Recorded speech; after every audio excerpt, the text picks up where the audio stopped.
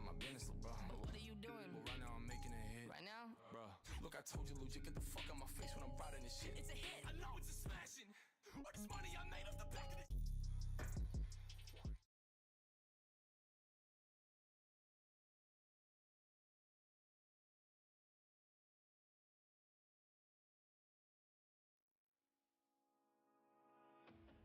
Just had to call you up if I needed anything. You know I'm no one to rely on, baby. If I'm being honest with myself, I'm afraid that I'm not well as I stare into the blackness singing.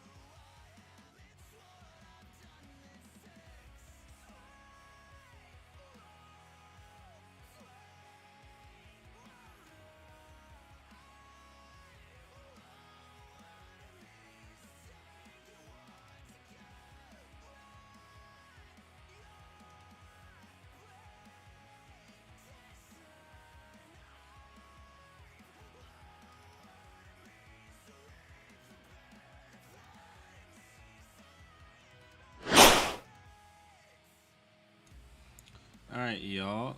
It is a no cam stream today. No cam stream. Too much stuff going on in my home to have a cam today, so I hope y'all can forgive me for that one. Shouldn't be an issue though. Let's see, do I have a...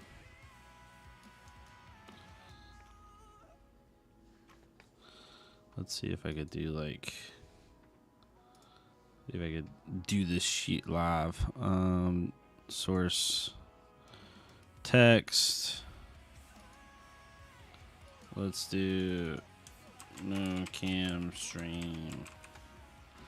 Let's just put that somewhere. No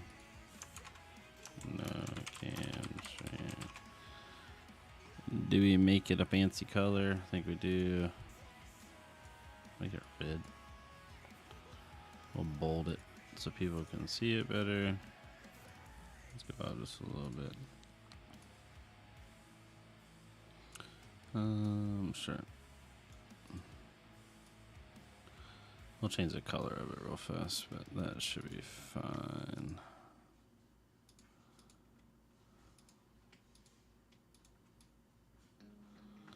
Yeah, there's too much stuff going on. What's up, Mad Link? How you doing? What's up, Barrett? Yo, yo. How y'all doing today? Hopefully everyone's safe and happy. So, yeah, where you're going to... Is it still? Okay. We're good. We good. Okay, cool. Yeah, we're gonna talk the cards today. We're not gonna go like super in depth and insane, but I definitely want to go over some are really cool. Just give my general thoughts on the set. Some good, some bad. Mostly good. There's a couple of cards in this set that are kind of a head scratcher, but I mean that's every set. Can't really, Also, let me know if the music's too loud for y'all. Trying to keep it a little bit low. We'll give people like 1 or 2 more minutes, y'all, if you can be patient. Just let people get in the stream a little bit. Hopefully everyone's having a good spoiler season. Let me know in chat what y'all's favorite card is. I can tell y'all right now, it's hard because I always have favorite cards from a artwork perspective and then from a gameplay perspective. From a gameplay perspective, that's the hard one. Artwork, I already know which one I like the most. This one. This card is sick looking. Like, that's dope. This one was one of my favorites. And honestly, it's not, it's a weird, it's an interesting card at Majestic. We'll talk about that eventually. That one I liked a lot. What else? Obviously, enough said. The Shadow Common Pieces set. Yeah, I haven't seen them yet. This right here, right? Shroud of Darkness. If your hero be dealt 2 damage, you may banish this to prevent 2 of that damage. It's interesting. I like it. That's one thing we'll talk about here in a second. Mad Link is they put like draft level cards in this set, and it's not a draft set. It's really interesting. I'm assuming it's because they're trying to get people like more access, to common equipment, so it makes it easier. I have to pull up my here. Hopefully that changes my mic quality a little bit. Excuse me. But yeah, I'm assuming they're just trying to get people like, better access to like decent equipment for when they start in the game. It's just interesting that they picked this set to do it. New Brute headpiece. Can't wait to get my hands on that. Oh yeah, the where he's wearing this flesh bag. Reagan, look at this one. That's weird. This one's really good though, because it allows people to like. This is going to be so good for Rhinar players who just want to go face and don't want to block, because this essentially is a block, not a block, but this is essentially is like a slowing down their tempo turn, because you're basically taking a card from their hand on defense. Super nice. If they would have, I understand why they didn't, but I wish they would have made this battle worn. That would have been actually nuts, because you would have gotten it twice. Or temper, not battle worn. Sorry, temper. Not battle worn. Battle worn would be terrible. Temper. As a commoner enjoyer, IN. Yeah, definitely commoner support. It's so funny because it's one of those things where like I complain about it, and I put out that one tweet, and I don't want people to think like I hate the set. I literally was just being like constructive, I guess is the best way to put it, or trying to be like objective. Put this over here, y'all. Sorry if y'all see that for a second. See if I can pull it up.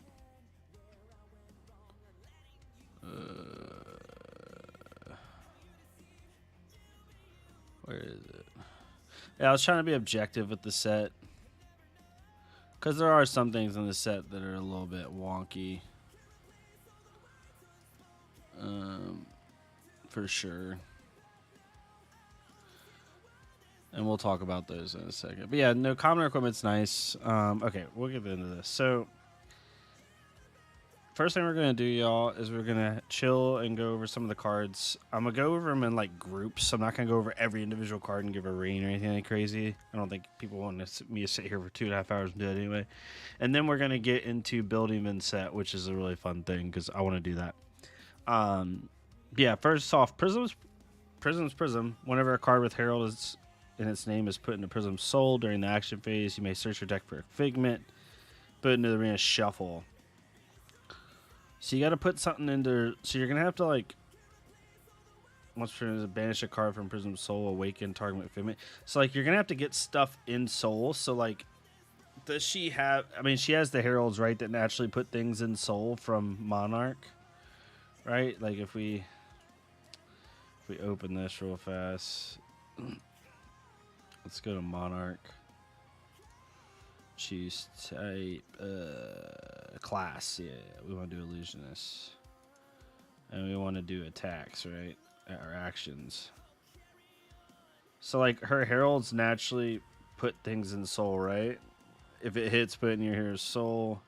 These things don't have go again though. That's gonna be the interesting thing. Is like you're basically gonna attack with something, go get a Figment, put it on the field, and then awaken your Figment, right? Later. She's got to be able to give things go again, right? Does she have things... Like, I'm not a Prism player like other people are. Target attack action card with Herald in its name gets go again. So this is going to be a staple. Because you're going to be able to play this, play a Herald with go again with +2, right? So play this into like any of these cards, right? Like the ideal one would be like War Tune, right? Off of a blue, you play this, give War Tune Herald go again, play it for 9, go again with Phantasm, obviously. So Phantasm's the kind of the key one. If it hits, goes in the soul, pay the last 2 with your blue to banish that card, and then awaken the Figment you went and just got. And that's an instant, so that would then you could attack with your Figment. So like you go get Erudition, whatever, right? Well, no, because it costs when this legend enters the arena, create a power. Do you have to pay for the Figment when you go get it?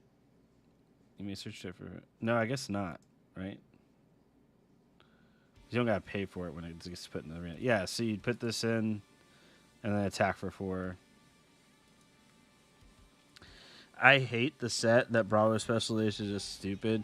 Yeah, I don't know, Tim. I'm underwhelmed with the set. The set's so weird. It has some parts of it that are just glorious and amazing, and then some parts that are just straight bad, in my opinion. It's very weird. It's like they took the set in 2 different ways. Illusionist is like 70% of the set, or is it just me? No, yeah, they definitely went in on the Angel Illusionist copium. They know people want to buy that stuff, so I mean, it's a business decision, in my opinion. They know that this archetype in Flesh and Blood is arguably the most popular, so it's gonna sell, right? Like people are gonna try to buy these Marvel versions like hotcakes. But there are definitely more spoilers coming. But yeah, we'll get into it though. So out of all the Figments, first off, the Figments are amazing. Like if I can steal his thunder for 2 seconds, let's go to Sloop Dupe for 2 seconds and just look at his video. Like this is amazing. Like actually amazing. Like the way that this looks. Like people are gonna be after those cards like it's nobody's business, right? Like cards are gorgeous. I don't really hate the set, but Monarch was my least favorite set of the first 9, so the set doesn't appeal to me. However, the art is really good. Yeah, that's how I am. I'm the same way, Tim. It's just not my cup of tea, but I get it. Oh yeah, the buyouts are gonna be insane. Like you thought the dragon buyouts were bad. Like if you don't get your hands on these early, I never like telling people to spend their money early, but with these angels, if you want them, you better get them immediately because they're gonna get bought out. My favorite one. Let me see if I can. I can't remember what their flips look like. I really like Angel of Protection. That one's really dope. Figment of Protection. Ravages. They all look good. This was the one. I love the artwork on this one. It's very like classical style. I love it. That one's really, really cool. This one's interesting. It's like that facial structure style you see in a lot of paintings of the. I forgot what time frame. That one's really interesting. This one, I got this playmat. Actually, let me shut the door for 2 seconds. I'm gonna shut you in for literally 2 seconds.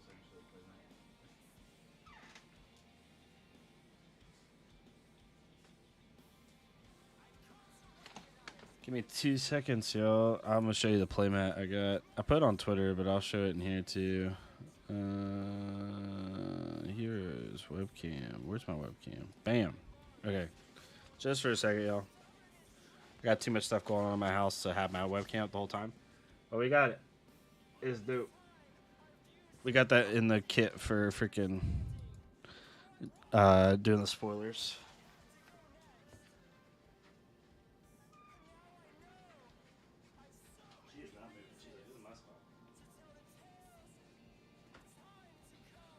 But yeah, Angel of Triumph, that's naturally my favorite now. When we first saw the Art of Avalon, I thought we might be getting fairies. Yeah, for real. So, like, all the angels are cool. From a play standpoint, it's going to be... This song's annoying me. It's going to be really interesting because they're going to have... I just don't know how you keep the Figments on the board. Like, it seems like they're going to be, like... Yeah, it's so nice, Tim. I don't know how you're going to keep these things on the board, man. Because if they have Ward 4, like, that means they're all going to pop. So, like, you're never going to keep these unless you have, like, an insane way of preventing damage.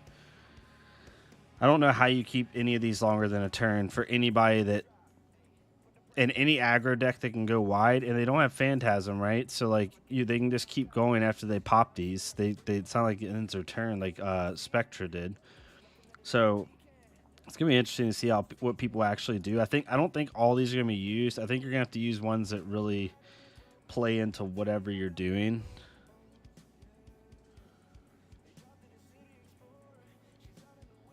Yeah, no, for real.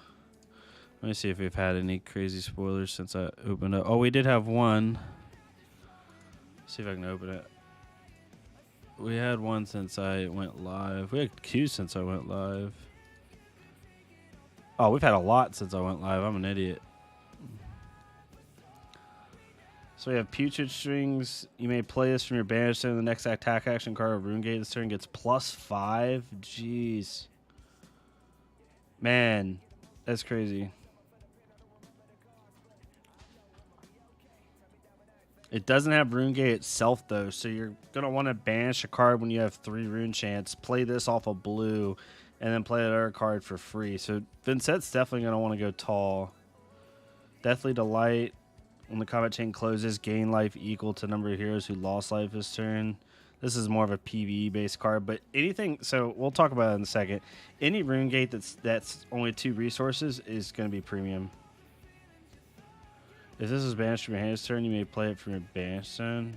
1 for 6. Jeez. That's good. Okay. We'll talk about this then. We'll talk about it. That was push the point spoiler. Yeah, those. Yeah, we'll get to those.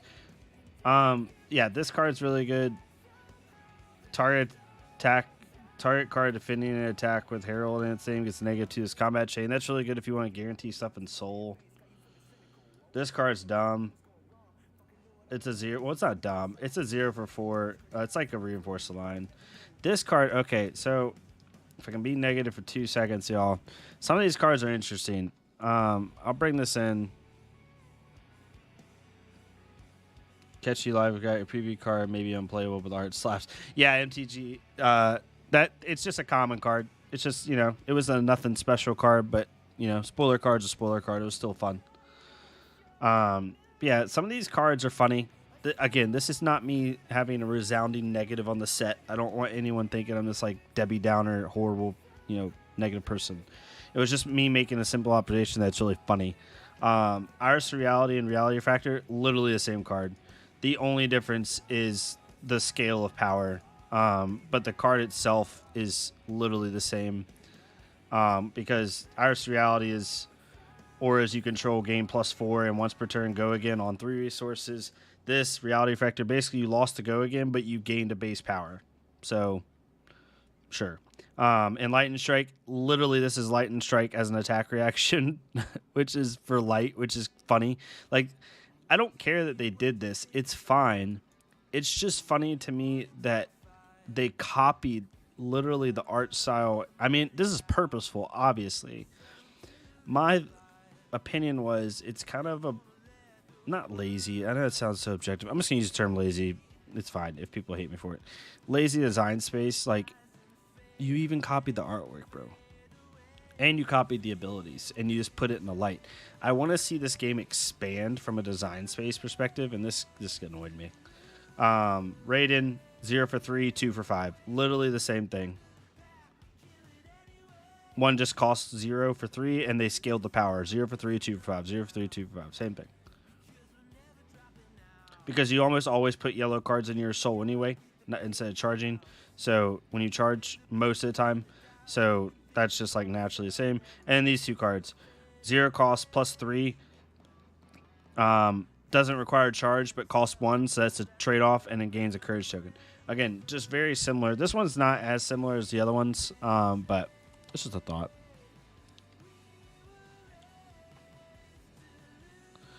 No, I agree. Mad Link, I don't think it's a bad design, but it is very interesting that they did that. Let's see. This is the first legendary Soulbound Resolved Light Warrior equipment. When this defends, you may charge your hero soul. This is really good. I mean, this is really good. The thing is, though, is it better than Courage of Bladehold? Because Courage of Bladehold enables your combo turns so well because you don't have to pay for your swords. I see this being better than like a Raiden Bolton that maybe doesn't care as much about the combo or doesn't mind paying for the combo. But the thing is like, is this better than Courage of Bladehold?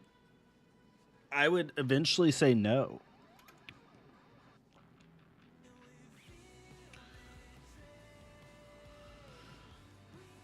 I mean, essentially blocks 3 and then blocks 2 because of the prevention, which is really nice. But I don't know. It's gonna be an interesting decision point. Yeah, it's not playable in combo. I definitely think that it's definitely good though. It's definitely a thing to look at. As initial cost to play this, you may charge your hero's soul. If a yellow card is charged away whenever an attack action card hits this combat chain, you may put an attack action card from your graveyard on top of your deck. That's pretty good, but still 0 for 3 for a card. I mean, I guess that's on rate. That's fine. 0 for 3 as initial cost charge. If a yellow card was charged this way, whenever an attack action card hits this combat chain, create a courage token. See, these require a yellow charge, but they're red cards. That's going to be the trade-off, I guess. Your next attack this turn gets +2. Reveal the top card of your deck. If it's a yellow card, put it into your hand, then charge your hero's soul. Interesting. Why is it 1 cost? Because you have to pitch. So, like, you have to give up a card pitch to then go get a card to charge. So you're technically, in my opinion, not gaining a card advantage here because you have to pitch for it. You know what I mean? Like, this requires a, what, 3-card hand minimum? Because you're going to want to play an attack after this, obviously. It says the next attack, though, so you could Raiden. You could pitch a blue. I mean, if you really wanted to go, like, you know, casino, you could pitch off a 2-card hand. You could pitch a blue, play this, go reveal a top. If it's a yellow, charge your soul, and then swing Raiden for the new Raiden, the Beaming Blade for 7. I mean, it's not terrible off a 2-card hand, but not great either. Can just block for 2 and sit on preventing 1 damage. Is it possible? Well, the thing is, you have to charge on their turn, Mad Link. I think that's why you kind of have to block with it. Yeah, no, you definitely they changed Bolton's playstyle, Tim. I agree with that. My question is, does it actually change the power level of Bolton? Which is a remains to be seen type thing, but I don't know. B for Valor. It's a cycle. Attack reaction for. Wait, it's 0. Attack reaction, 1 resource. Destroy this. Oh, it's an aura. Charge your hero's soul. Target attack gets +3. Oh, that's cool. It's a 2 block. Interesting. Very interesting. My card. This card's broken. Not really. It's not broken at all. Okay, this card's not bad, though. It'd just be a normal common card. As an additional cost to play this, you may charge your hero's soul. It's charged this way against overpower. So it's a 1 for 4. I wish they would have made this. If they would have made this a 0, this card actually would be pretty freaking good because it'd be a 0 for 4 that has overpower and that you could buff with something else and close out a game. But with it being 1 cost, it kind of goes down, to be honest. 0 for 3. Potential go again. Priest. See, like, Tim, this is what I'm talking about. Like, it's like, how do I put this? Prayer for Bologna. Pitch a yellow charge with yellow card. Iron Song versus Raven for 5. Occurs on hit. No, for sure. MTG, that's a good line as well. So Light the Way. This is a perfect example. As an additional cost to play this, you may charge your soul. When it hits, if a yellow card was charged this way, it gets go again. This is literally a worse version of original Bolton. And this is what I'm saying is interesting about the Bolton cards. Excuse me if you're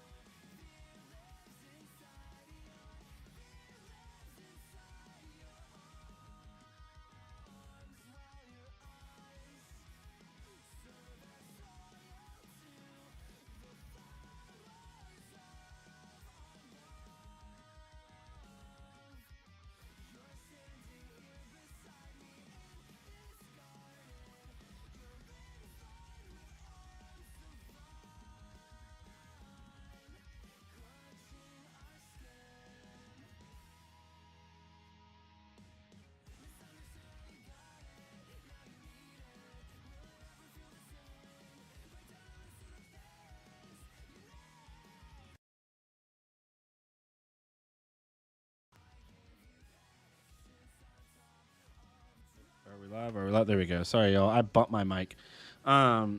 Rip. No, but what I was saying was, y'all. Sorry about that. I apologize.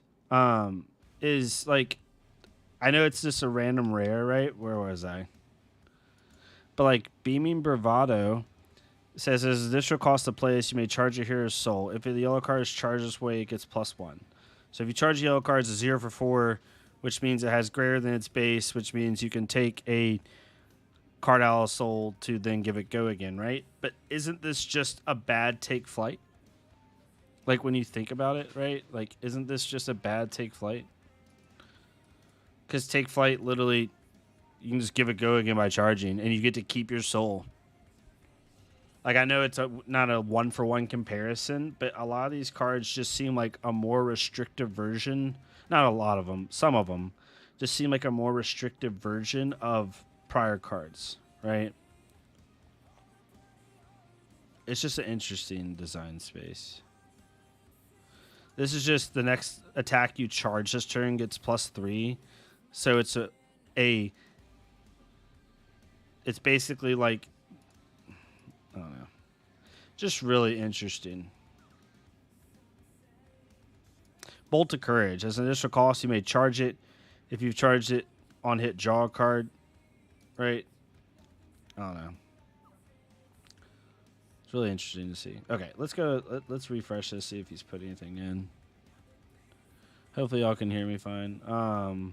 Let me know if I'm still muted. But yeah. I won't be negative anymore. Makes it more common or viable to have more. No, I get that, Tim, for sure. And maybe that's the route they were going. Maybe they were going for the PvE commoner route, which Bolton players probably don't want to hear that, but it is what it is. So this is the interesting thing. So I guess this is just for commoner and for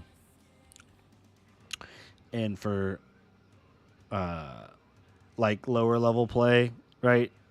Less money invested play, but they're all light equipment, which is the funny thing. I mean, these will be good to help keep your figments alive, so that's good.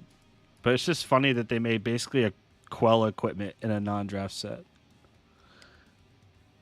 Oh no, Tim, I'm all for you on that one, man. I agree. I mean, that's what Katsu got, right? This card's really cool. So like Lumina Lance, like, okay, let's avoid the fact that it's in Light and Strike in light version. It's a light attack and light and strike as a reaction. Let's throw that out, right? The card itself looks amazing, and it's really good. As an initial cost to play this, banish up to 3 cards from your soul, give +2, draw a card, or go again. I mean, if you give it +2, it's going to get go again anyway, potentially with Bolton, depending on how many things you have in soul. If your hero would be dealt damage, banish a card from your hero's soul to prevent 1 of that damage. When there are no cards in your hero's soul, destroy this. That's pretty good. The thing is, you want your soul as Prism, so I don't think you'd play this in Prism because you're going to want cards in soul to then go get figments.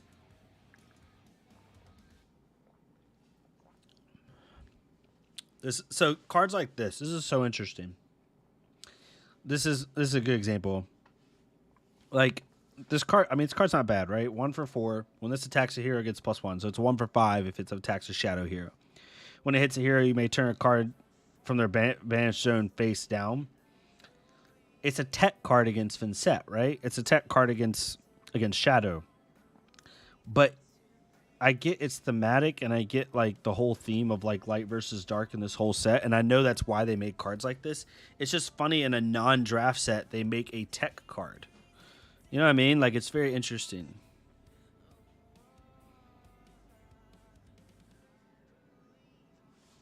It's hard to find negative fab content creators. No, yeah, well, everyone loves the game, Barrett. You know? Like, I love the game. I don't want to be negative. You know what I mean? I want people to love this game. That's why I'm saying, like, all my negatives, in air quotes, are not, like, me saying the game sucks. It's me, like, confused. This card confuses me. It's a tech card, and it's not draft. Why is this in the set other than thematics? Right? A 2-block. This card's not playable. A card has been put in your hero's soul's turn. You may place the instant destroy target yellow aura. So like this is a tech card, I guess, against another light hero. It's so interesting. I'm so confused. Like cards like this confuse me. And it's a rare.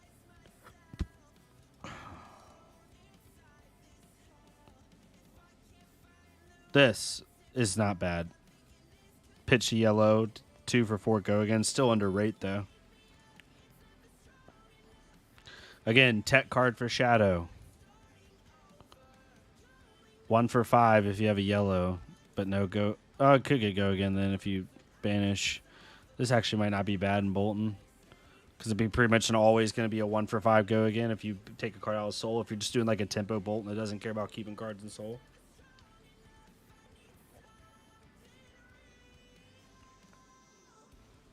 No, yeah, and I don't think this set's trash. Like this little set of cards right here is what I'm talking about. This is a tech card in a non-draft set. Tech card in a non-draft set. That card's just not playable. Tech card in a non-draft set. Tech card in a non-draft set. Very, very interesting. You know what I mean? Very interesting.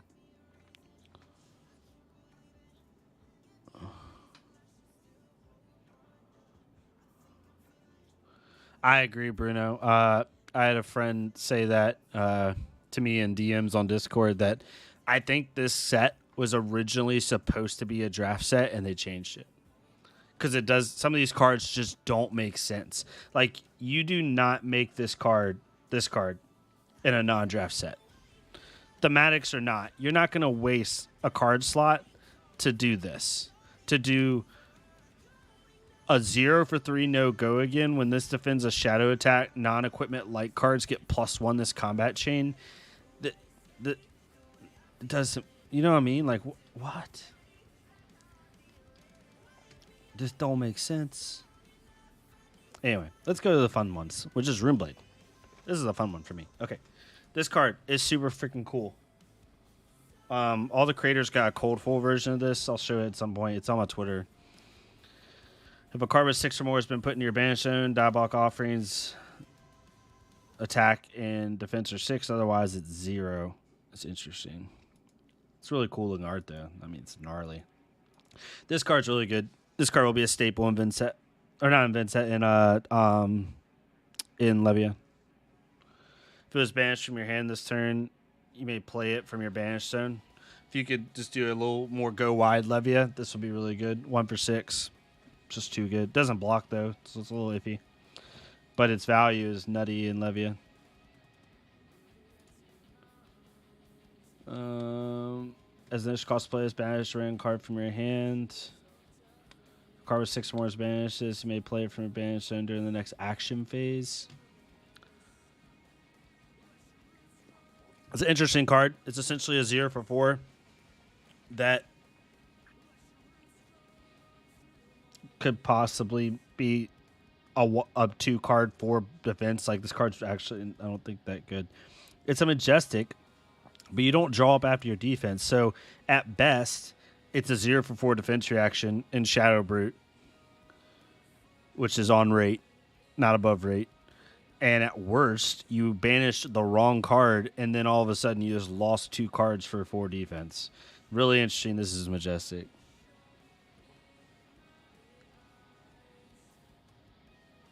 Yeah, maybe, Tim. It's interesting, my friend. It's very interesting. As this will cost the play, banish a random card from your hand. If it costs 6 more banish ways, it gets go again. So 2 for 6, potential 2 for 6 go again. It's pretty good. 3 block. This will probably be a pretty consistent card. This gets overpower. That's good. 2 for 6. Again, with overpower, potential game finisher right here.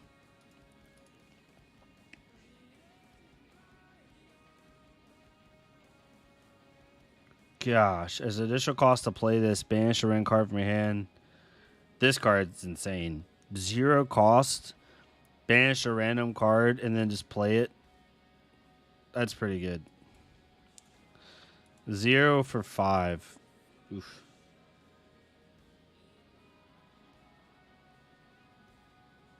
Yeah, the glistening The glistening door is pretty fun. 3 for 8 potential. But a red that's a little dicey. I guess Levia got more options. I'm not a Levia player, so I don't know. Okay, let's get to the fun part. Let's do Vinset. Instead of... So I won't go over all the Vinset cards. Let's build Vinset for fun here for a second. Dory. Barrett. Dory. Dory made out the best in this set, in my opinion.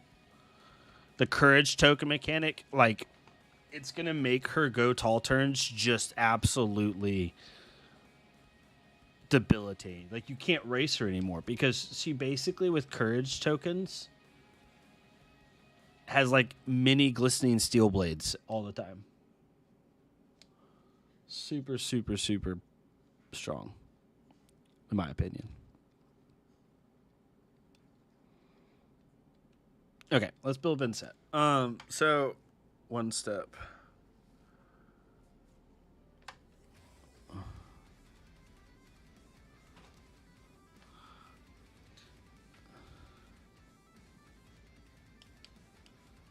One insert.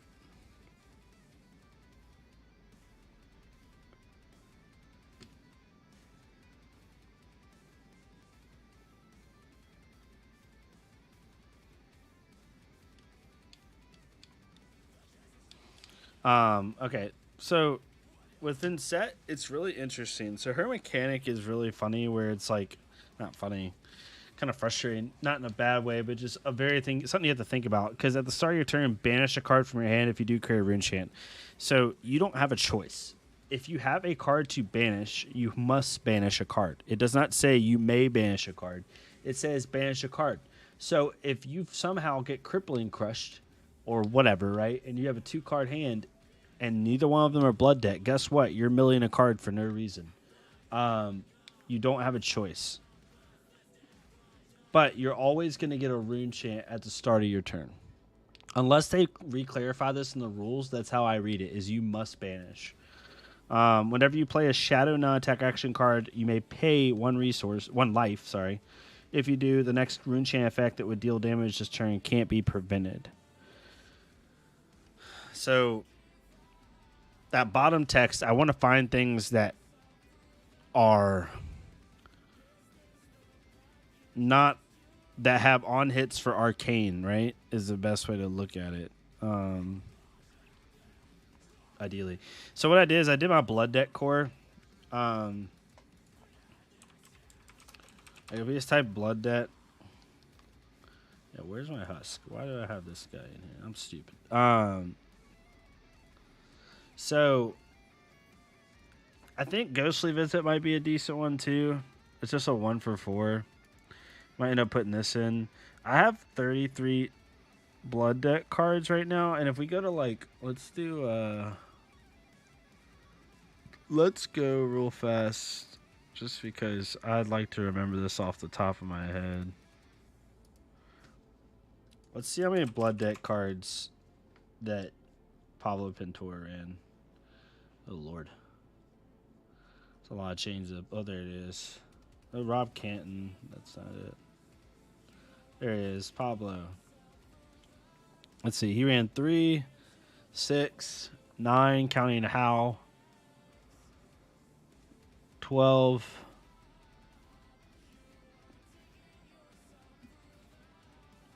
12, 15, 18,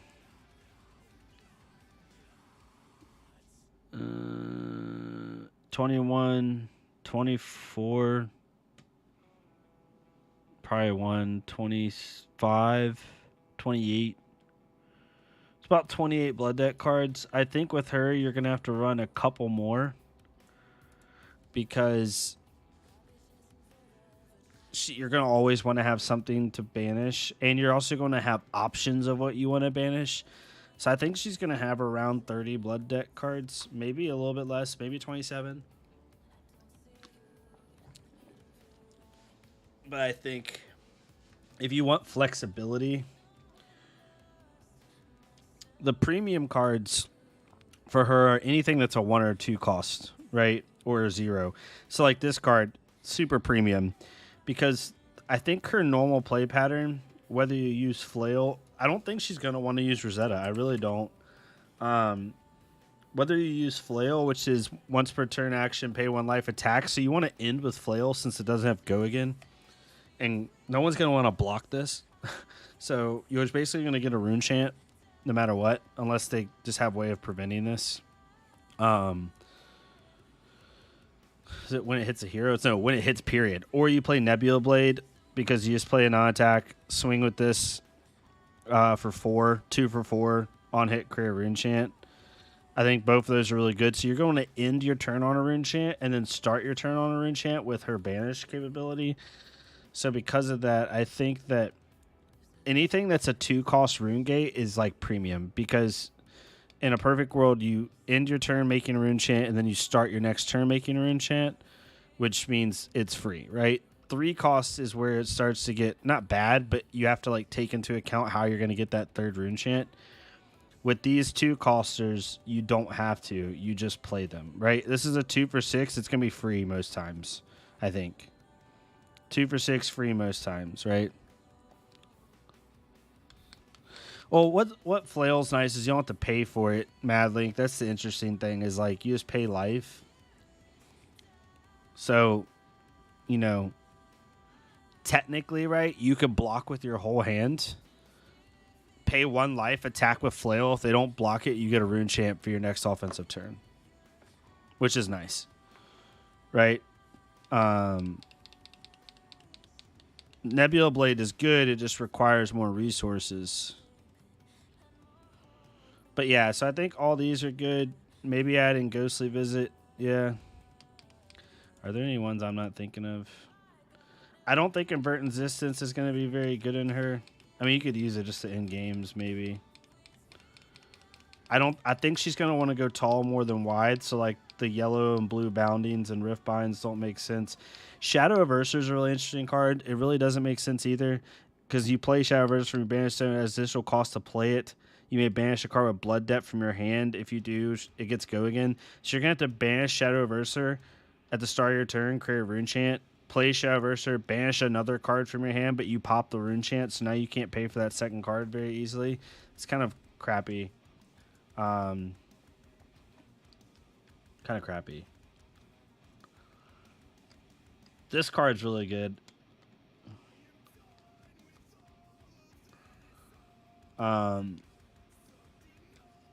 If they've lost life that turn, right? I mean, at the worst, it's a 3-block. At best, it's an instant speed Rune Chant maker. I wish they would have put this at blue, though. If this was at blue, this card would be amazing. Blue 3-block that can create a Rune Chant at instant speed. Super nice. I wish they would have made this blue. Oh, I can run your new weapon. Nice. What's up, Parker? How you doing, my friend? But yeah, I think those are it. So now we talk about, we'll leave the equipment be. Oh, Breezy, did you just post it? Let's go to, let's call Parker out here.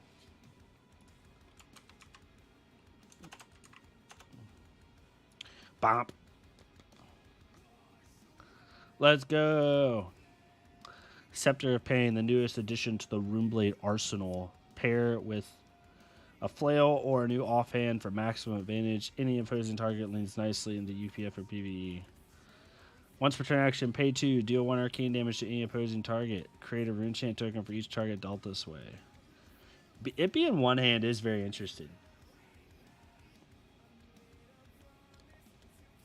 And it enables things like what I was just looking at. It enables things like Funeral Moon.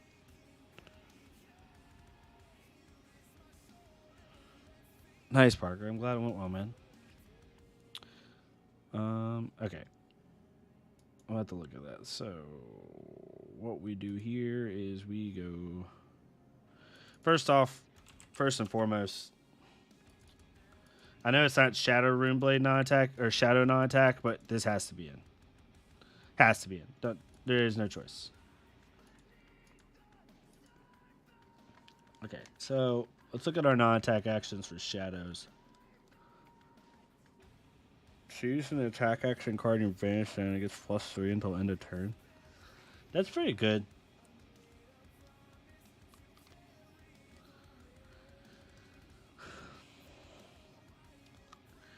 Either she's gonna go really tall,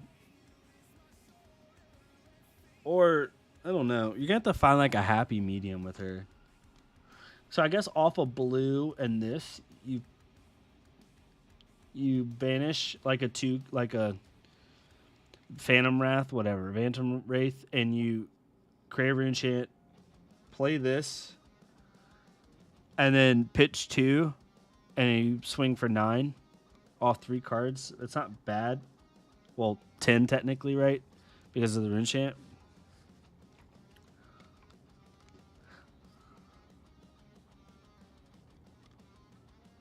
Yeah, we talked about Parker. I wish they would have done 1 resource for 1 damage.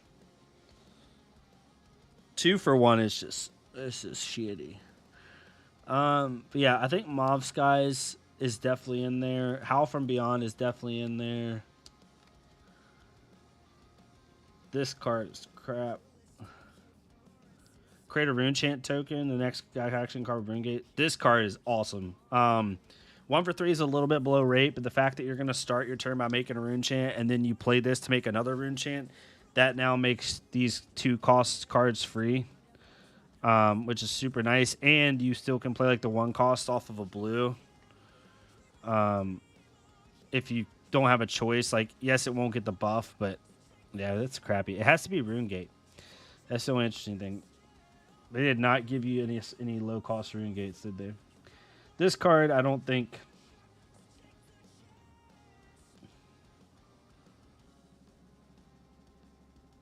Like, the most you're gonna. This is a PvE card, I feel like. Because when the combat chain closes, create a rune chant token equal to the number of heroes who lost life this turn. I mean, I guess if you lost life with Flail, then you make 2 rune chants, but you still have to pay for it. It's very interesting. I think maybe. I mean, if we want to play into her thematics and just see how she plays, like, generally. Maybe we take out Unhallowed Rites. But Unhallowed Rites is going to be so good because you're going to be able to go get a non-attack back. This card is interesting. I don't know if this card's good.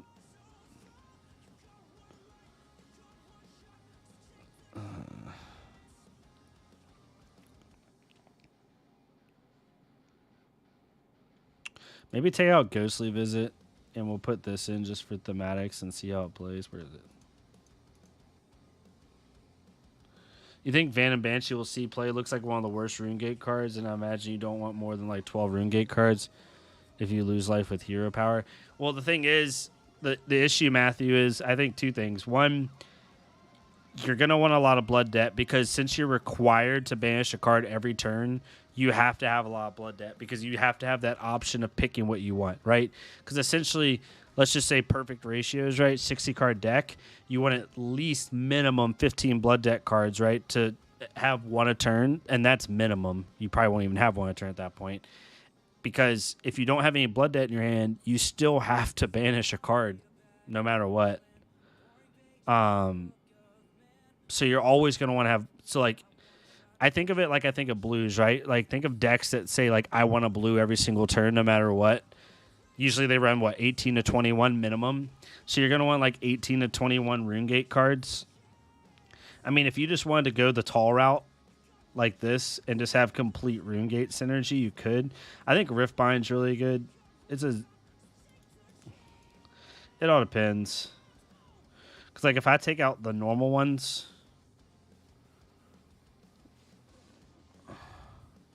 Yeah, I haven't put it in Mad Link yet. I was just doing, like, one thing at a time. I did my blood debt cards first, and then now I'm doing my non-attacks. It's not the way it reads right now, Matthew. It's not an option. At the start of your turn, banish a card from your hand. If you do, create a rune chant.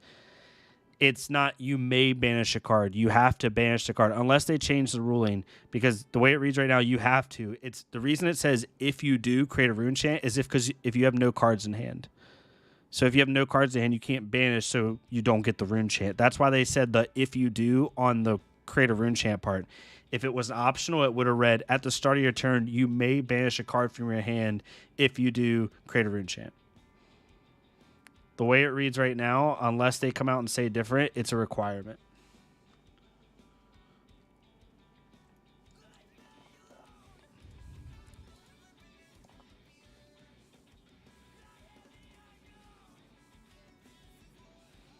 I mean, I can go in the judge part of the Discord and see what they say.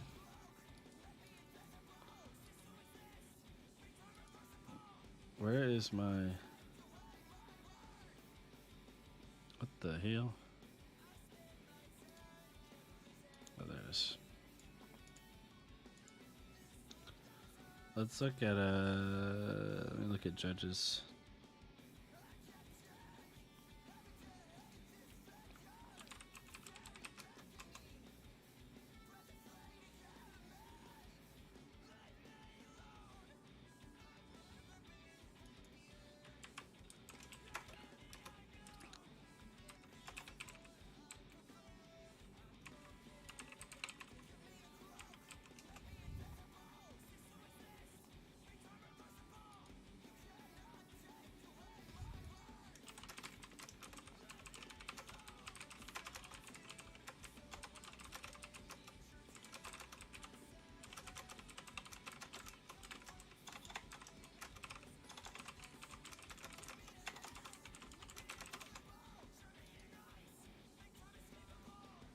So I just asked in the judge thing too, but I think it's a requirement. So because of that, like you have to have flexibility. I think in your blood debt, like you can't run exactly the amount you need. Because like if you were being like super tight with your ratios, you'd only need like 21 to 24 blood debt cards, but you're gonna want to have some type of flexibility with what you banish. So like right now, taking out like the chain cards, right? You have 3. 6. I'm going to keep this in because that's just too good for her deck. 9, 12, 15, 18, 21, 24. But even this card is interesting. Her requiring to banish is what's going to make it hard. Because, like, let's say you have a hand that's like, I don't know. Let's say you have Funeral Moon, Envelop the Darkness, freaking Mob Skies, and Widespread Annihilation. Like, you want to banish the Widespread because that's the only card you can play out banish, but if you banish it, you can't. You're going to have to pitch your whole hand to play it. And then it's just bad value.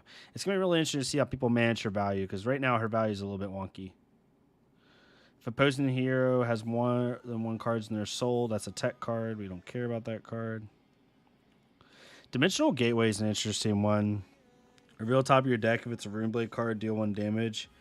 If it's a Shadow card, you may banish it. This one's kind of cool, but I don't know if banishing 2 cards a turn is going to be worth it with her. Maybe if you have like a go wide strategy. Shadow Puppetry, automatic. No questions asked on that one. These cards are tech cards. So many tech cards, y'all. It's sad. Seeds might not be bad. Phantom Banshee at red is kind of like a, you know, if you're really trying to go tall. That's a good card for... This would be a good sideboard card for like Lexi.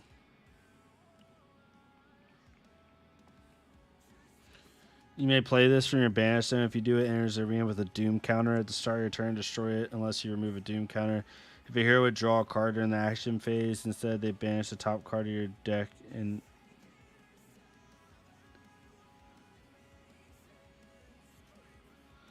what's the difference? If a hero would draw a card during the action phase, instead they banish the top card of their deck and may play it this turn. So they get the card anyway. What's the point? I guess if they like drew into a card that isn't playable unless it. I don't know. It's so weird. This set is so wonky, y'all. I'm not trying to be negative, but it is so wonky. This one's good. I mean, you keep this card in there. You want to try to make that freaking Soul Howler token.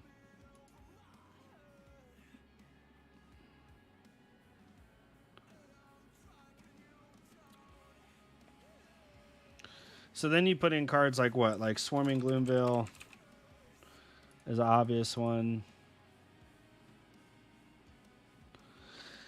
So the Levia design space, Tim, I'm going to talk about it from two sides. The thematics and the art and the cleverness of keeping the hero without just trashing it and getting a new one, amazing. A+. When you talk about the card itself,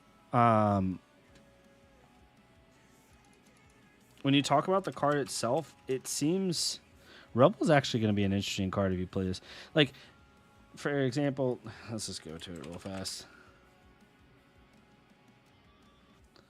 Let's go here. Where's she at? Like, so turn all cards. So like, frick me. Sorry, y'all. Where we at? Okay, flip it. So you start with this, right?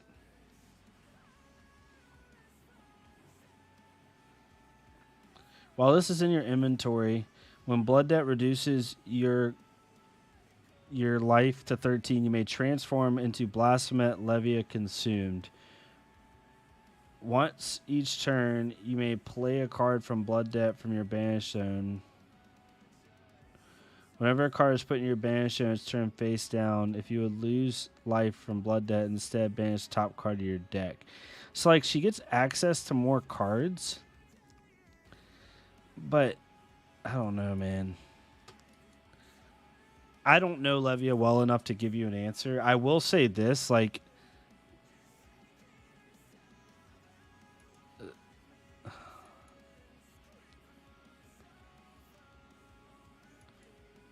It's like you don't lose Blood Debt here, right? You lose Blood Debt when you get to 8. So when you're already about to freaking die is when you lose Blood Debt. And then this basically says, once each turn you may play a card with Blood Debt from your banish zone. Whenever a card is put into your banish zone, turn it face down. If you would lose life from Blood Debt, instead banish the top card of your deck. So you're just like milling yourself to not take damage. But in a game like Blitz, like in CC, this is interesting. But this game is like, but in Blitz, like you're already playing Levia, which is crappy. You're going to get down to 13 life, which in Blitz, there's already like 3 heroes in Blitz that can turn 1 kill you anyway, much less turn 2 kill you. Like Kano and Reinhardt just laugh at you. And then, you know, like you go through all these hoops and this wall of text on the freaking card to basically say, we turn off the mechanic that makes you a bad hero, but we actually don't give you anything. So like all these hoops basically make Levia a textless hero. So like you see all this stuff, turn all the cards in your banish zone face down, transform into Levia Redeem, activate this ability only if this is in your inventory and you have 13 or more cards of Blood Debt in your banish zone. So basically said, after you've milled a quarter of your deck and gotten down to 8 life and have a bunch of cards all over the place, congrats, you now are Levia without a text box. You know what I mean? Like all this this last line literally says Levia doesn't have a text box. The original Levia has no longer has a text box. So you're basically saying when you get down to 8 life, flip all your cards in your banish zone, congrats, you are now Levia the blankless. That's the way I read it. People can hate on me, it's fine. It's just really interesting. Maybe I'm not seeing something everyone else has seen. If that's the case, tell me I'm wrong.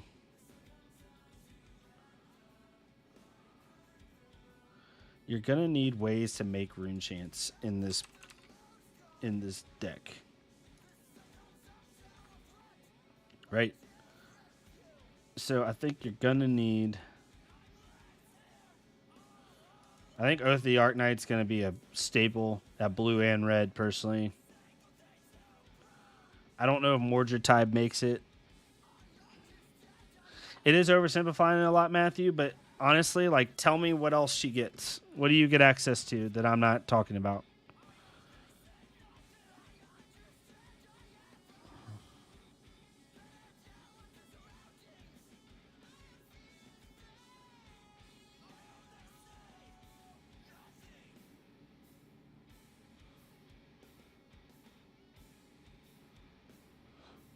Like, once per turn, you may play a card from blood debt from your banish zone. Wow, you could do that anyway. Whenever a card is put in your banish zone, turn it face down. If you would lose life from blood debt, instead banish the top card of your deck. Wow, instead of killing yourself, you're going to kill yourself by milling yourself.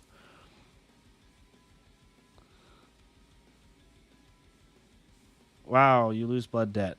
Congrats, you are now a normal hero. It's just very interesting to me. You're basically chained without a text, and you only can banish one thing a turn. It's very interesting.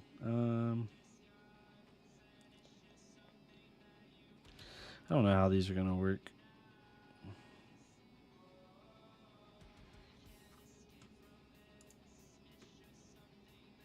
I think stuff like Spellblade Assault might actually be pretty good.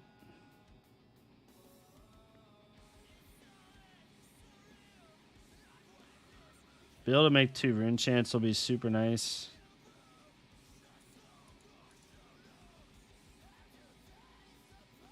And then making a rune chant will be nice to strike. I think both those cards make it.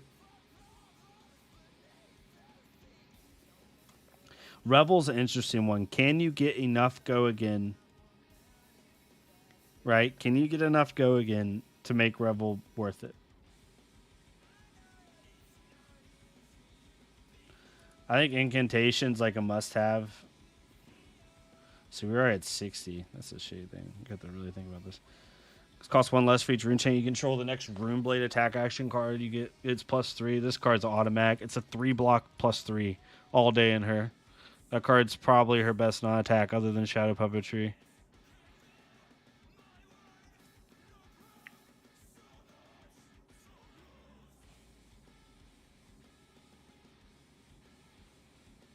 Card's broke. This is the interesting one. I'll put it in the sideboard for now.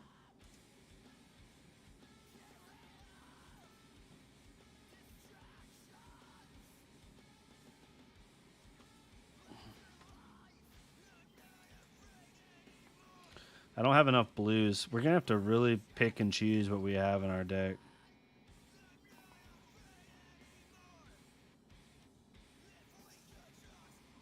I wonder if Rimba Barrier would be worth it at some point if you play like a really slow, tall version of her. Probably not, though. I think Dread Triptych's automatic in her. Just too much rune chant generation if you can do it right.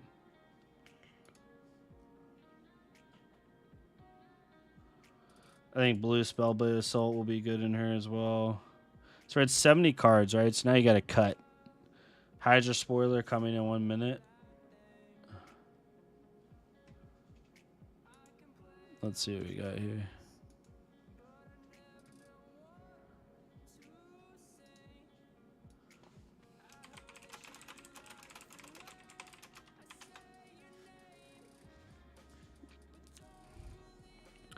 Let's see.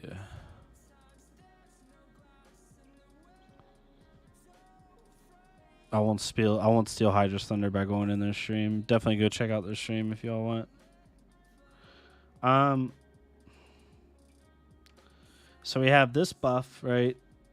So Rune Gate card gets +3 for 1 resource. And you create a Rune Chant. That's pretty nice. Because that's why I'm saying the 2 cost Rune Gates are the best. Because you banish a Rune Gate at the start of turn, create a Rune Chant. You play this for 1 resource, create another Rune Chant. All of a sudden, it's for free. Right? So, like, that's going to be super nice. The 3 Rune Chant makers are the ones you're going to have to work for.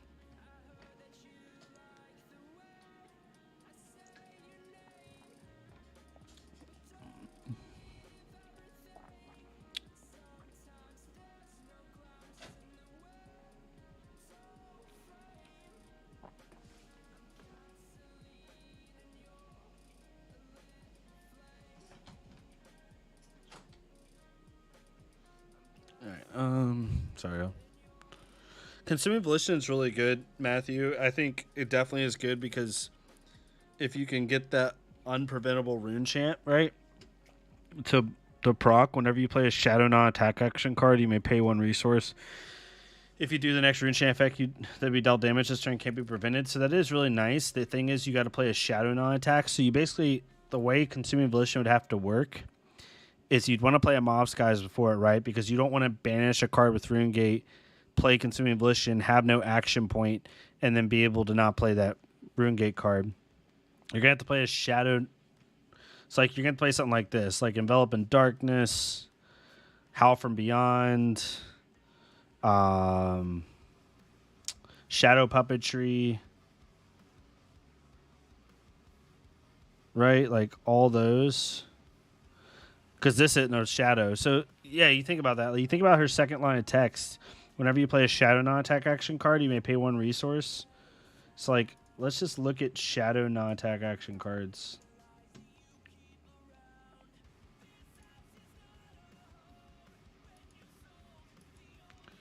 Can we do non-attack action cards in here? I don't think we can, actually. Let's do that. So, are there any we're not doing this one? It's a 2 block, though, is a shitty part. I mean, if you just want to go super freaking tall, this one might be worth it. Maybe we just build a go tall Vincent deck and try that, right? Maybe we do that.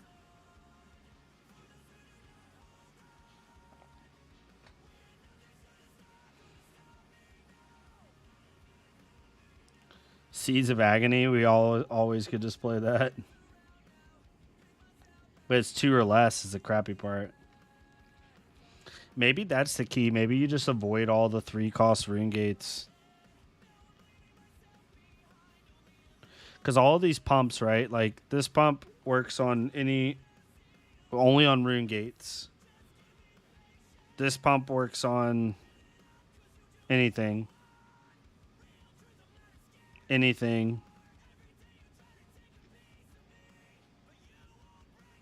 Rune Blade. So we have 1 Rune Gate, 2 anything, 1 Rune Blade. Anything. Yeah. Yeah, I think Grow Tall fits better too. I agree with you. Maybe we remove Strike. I want to keep Assault in there. Assault's just too good, man.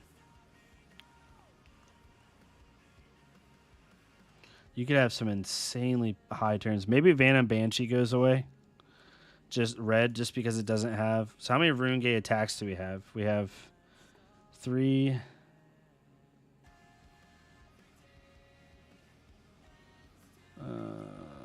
6. Does this go away? The go again is just nice. 3, 6, 9, 12, 15. Right? It's interesting. Did the spoiler come out yet? Oh, it did. Shadow Brute action. When this attacks, it deals X damage to you, where X is 13 minus number of cards with Blood Debt in your banish zone. Wow, this is a really good early game. 2 blues for 13. If you can find this early game, it's really, really good.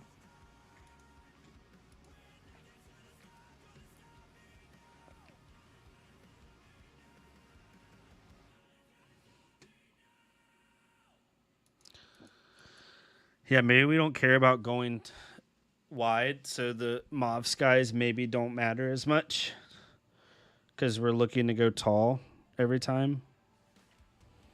Right? I mean, that would really simplify a lot of our deck choices. Do we have enough attacks in here in general, though? 3, 6, 9, 12, 15, 18, 21, 24. Okay, we do. 27, 30, 33. Okay, we're not doing too bad.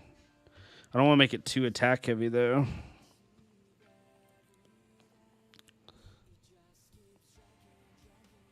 How many pumps we got? 3, 6, 9, 12, 15, 18, 18 pumps. We might could get away with one less pump. 18 is nice, though.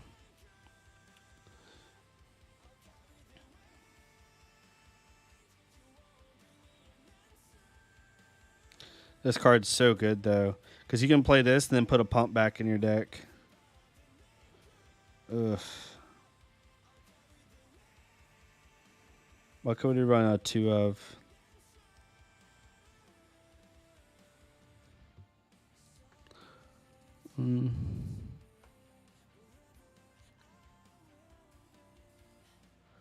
Other way around? Oh, you're right, GC.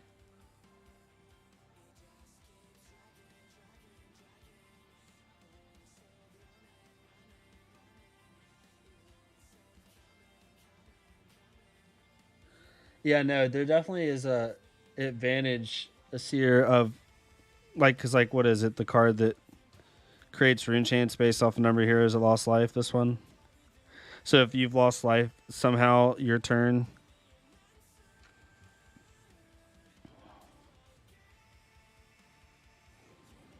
So like, yeah, if you're consistently giving one life to get those abilities.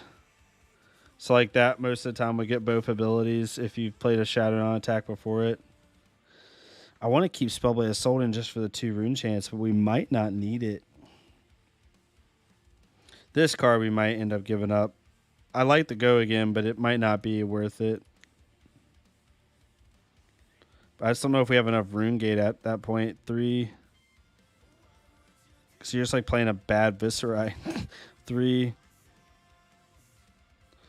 Viscerai probably got better. Like, this card's really good in Viscerai. Like, +3 3 block that can be free most of the time. That card's good in Viscerai.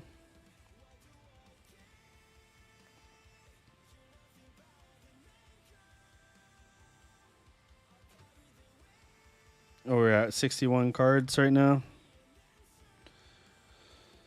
3. We have how many rune gates? 3. What am I doing? 3, 6, 9, 12, 15 rune gates. Rattlebones. You just go get a card from your grave and put it back. So Art of War is interesting this year.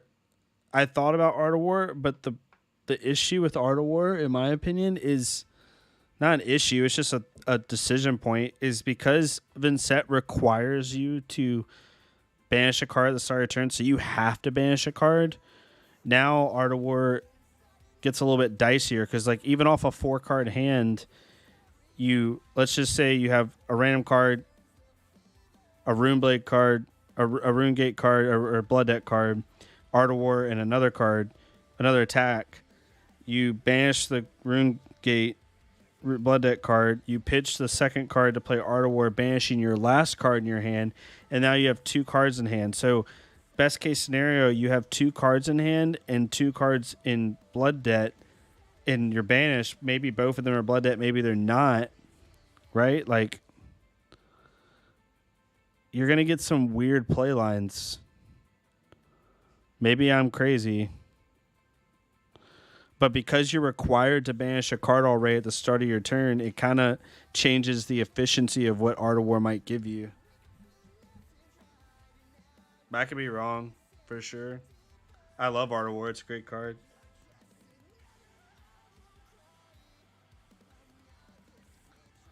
I mean, maybe you remove these 3 and put in Art of War. Well, I guess. Yeah, but now you got to give them go again, Matthew. So now you got.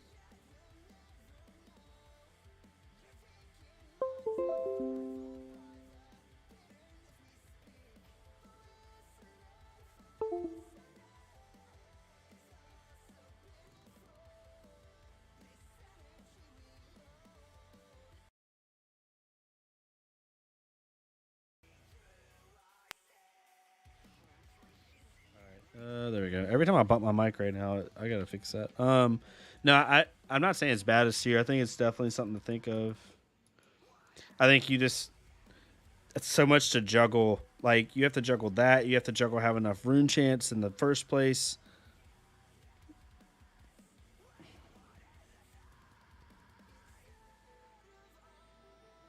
Because like this is gonna cost you 2. So you're gonna need at least this, a blue, or this, a card. Yeah, this, a yellow, and your rune gate card. Because best case scenario, you have I don't know, a Spellblade Assault, an Oath of the Arknight, and like this. You banish this, create a rune chant, pitch your blue, go up +3, create another rune chant, play this for free, right?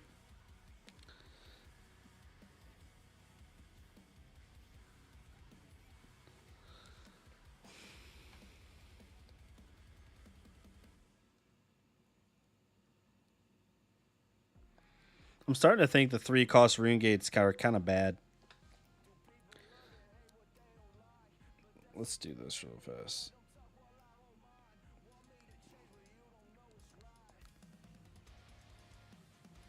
So now that we've gotten an idea, this is how I build decks. Then I go back. I literally remove everything and go back to the original core. Let's even get rid of this. Gloomveil is going to be an automatic include because you're going to make a rune chant at the start of the turn, so we don't even have to remove that one. Right? So this is your blood debt, other than swarming. So you have 3, 6, 9, 12, 15, 18 blood debt cards.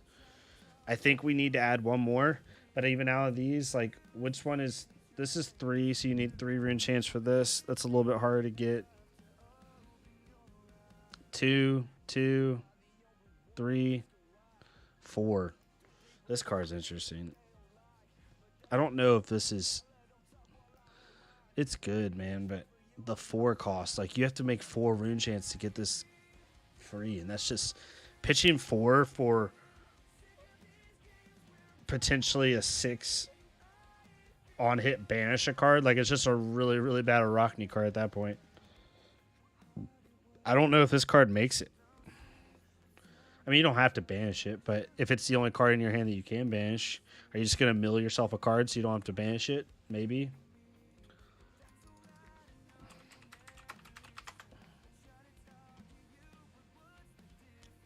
Is Seeds of Agony just like the play? I don't think so.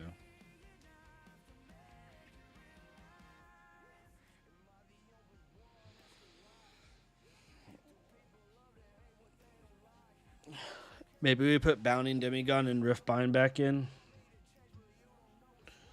We're at 18 blood debt.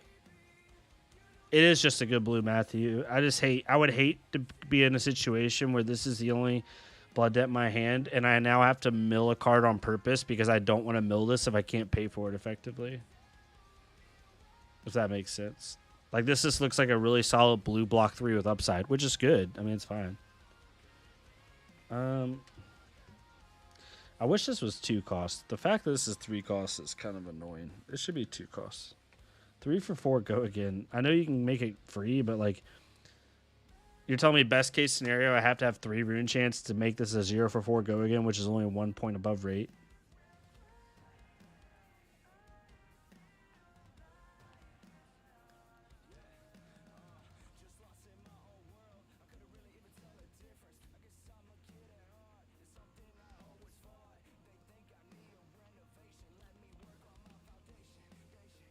Like, these are 2 for 6s, but they're tech cards. And they're 2 blocks. Okay, maybe we put Bounding Demigod. That puts us at 21. 3, 6, 9, 12, 15, 18, 21. And then Riftbind. Yeah, no, I agree. So this is 27 total attacks here. 24 of them being blood debt. I think that's a decent, solid core. Right? And then maybe we just throw in Spellblade, or what's more important, Spellblade Assault or Dread Triptych? I don't think we need this. Well, the Spellblade Assault's nice. You end your turn on that, man. And a lot of the pumps like go in with Spellblade Assault. We need Blood Chief Scalata back. Just saying. I'm just kidding. No, we really do. Let's keep Spellblade Assault out. Or maybe we do like Dread Triptych. I think Dread Triptych is just so good in this deck. Play a non-attack action card, create a Rune Chant. If you've been dealt damage if you dealt arcane damage this turn, create a Rune Chant.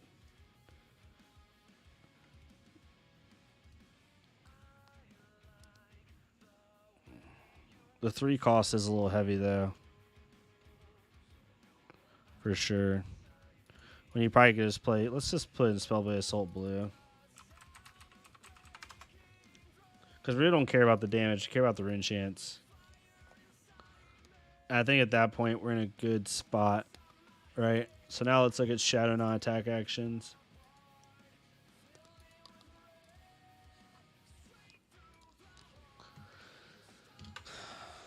We gotta look at pumps, because if we're gonna go tall, right? So the first pump is this one. This one's stupid. This one's so good. So good. It is only Rune Gate cards, but it's just too good. It is a 2-block though. That sucks. What do we think about this card? Is this card worth it? I love this card. I just want to have it in my deck just because it's freaking gorgeous. So I guess, yeah, because you may play this from Banished, and if a hero is lost life this turn, you may play those instant. So you're going to automatically get it most of the time. When you play a Shadow non-attack action card, you can pay 1 life, which makes this come in at an instant. Yeah, I think this goes in. This is the interesting one. We'll come back to that one. Howl from Beyond goes in, I think. Shadow Puppetry goes in for sure, obviously.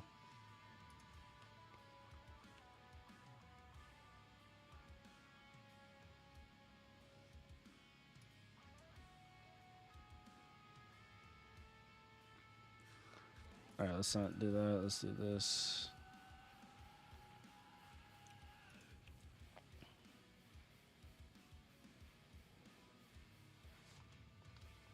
I think Oath of the Arknight goes in. If you're wanting to go tall, it just makes sense.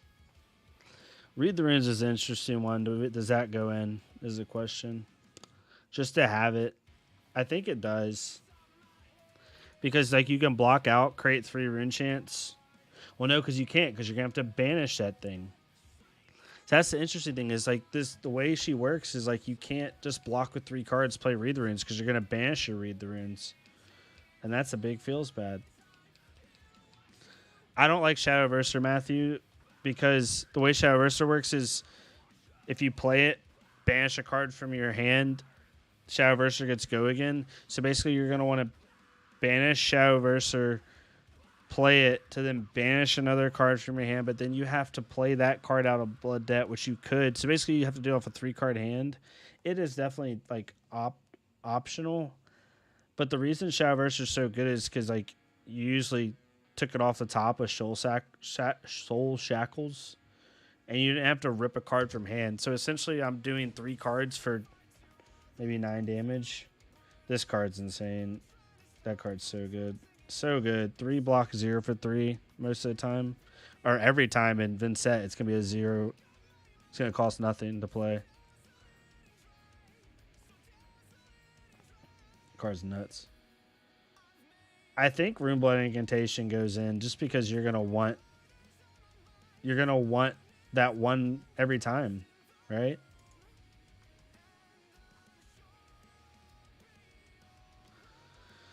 So we're at, what, 51 cards with 9 blues, so we definitely need more blues.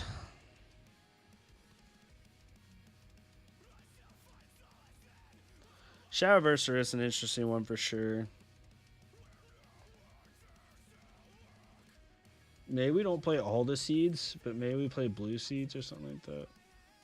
I'm just spitballing. Where's that one of? Am I crazy? Alright, let's just see.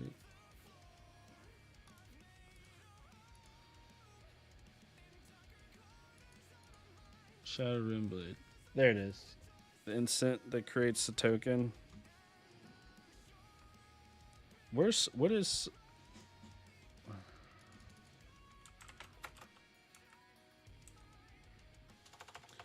where is Soul Hour?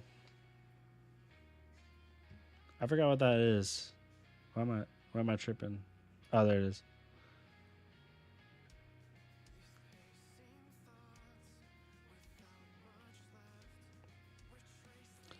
I mean, that's like a.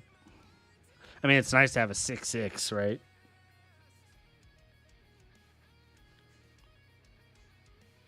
So I think you just have that, and so you can have the potential 6/6 for sure.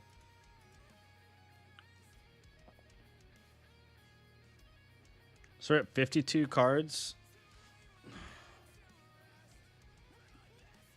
And our split right now is what, 30-22? Because we had 33, right?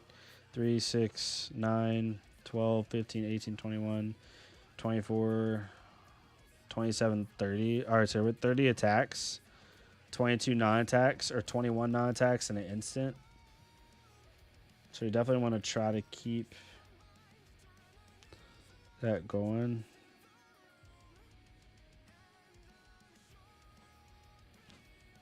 I guess, yeah, Rattlebones would be an obvious include. We just need more blues. Right now we have 10 blues. If we put in Rattlebones, we have to like go to our blues and try to do better on those. I think Oath the Arknight's probably good at blue with this because you create that rune chant. 3, 6, 9, 12. Still not great.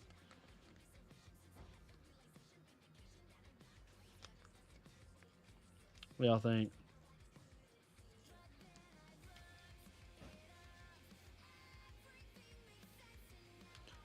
Maybe Shadowverser at this point. Maybe like 2 of them. Or Ember Existence.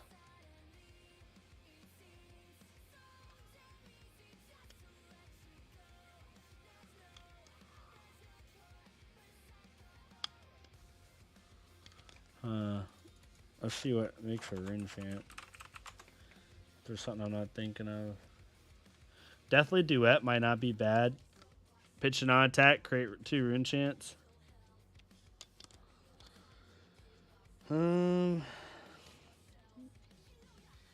These last 2 slots are interesting.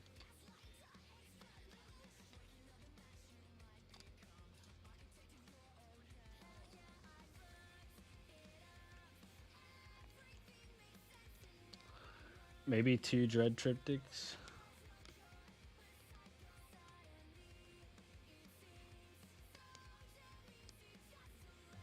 So at least it's a breakpoint.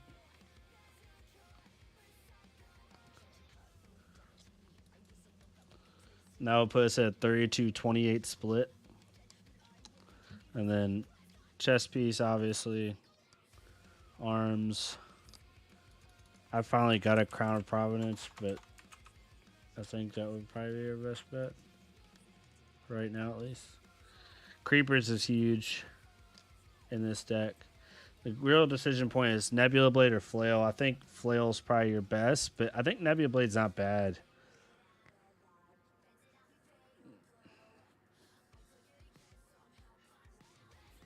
That reads attack action card.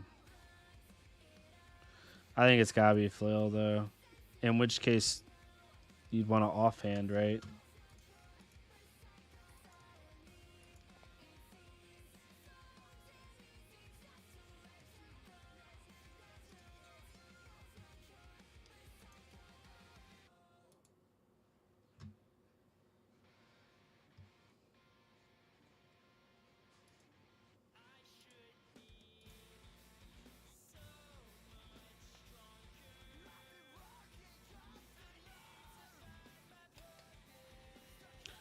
Doesn't have to be an offhand though.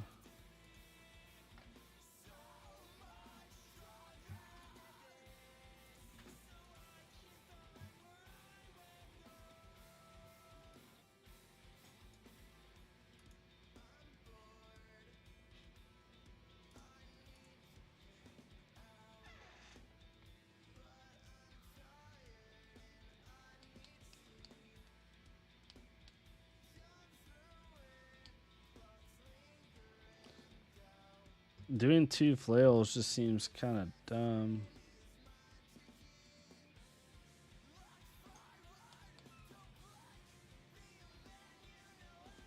This is actually the hardest decision point.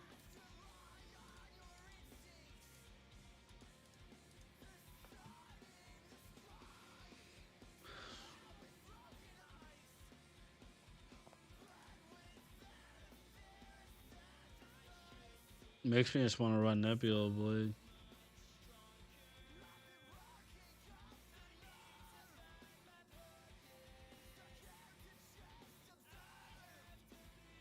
I wonder why they did this. Banish this, create an Eloquence token. And Eloquence is the one where a non-attack action gets go again. What non-attacks are they talking about that don't already have go again? Like, what non-attack is so good that you're wanting to pay one to give it go again? That doesn't already naturally have go again. You know what I'm saying? What's up? What's up, my friend? I saw the spoiler. Very, very nice. Love to see it. That card is actually sick. Automatic include in Levia. Y'all's teaser yesterday was hilarious. Not hilarious, but like awesome, man. Like doing like the screamo, like death metal. I'll replay that thing like 10 times. It was so good.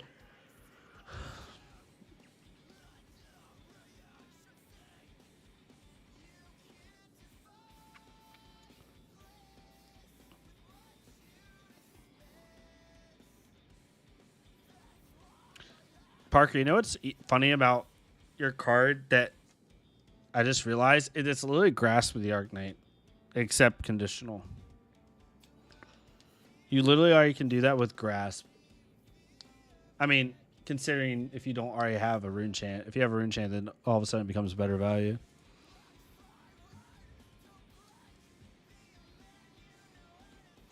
The trailer? Yeah, man. It was dope. Yeah, I think you're right on the two of it might be end up being creepers. Or read the runes. So much decisions, y'all. I don't like only having this many blues. 3, 6, 9, 12, 15 blues. I feel like it's a little low, to be honest with you.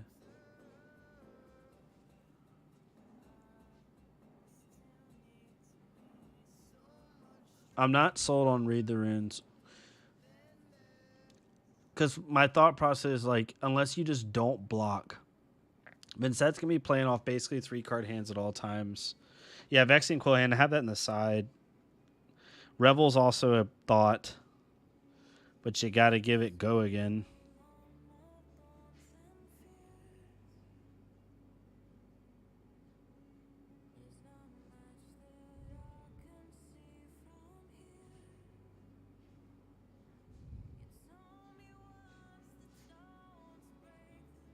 Yeah, I guess.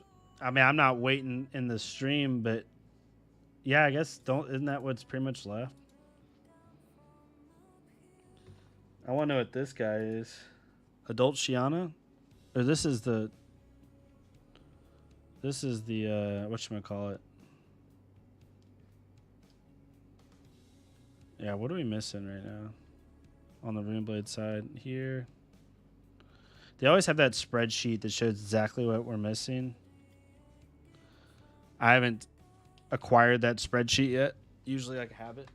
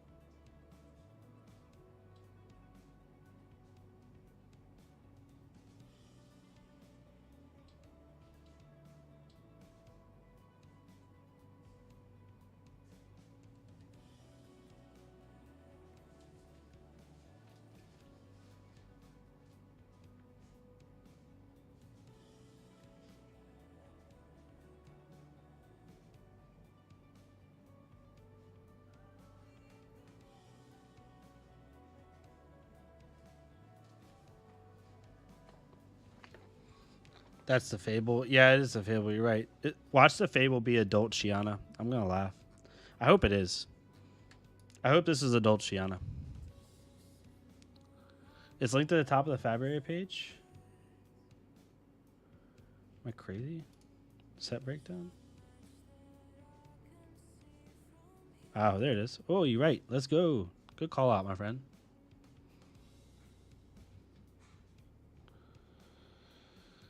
So we're missing what? How many legendaries are there?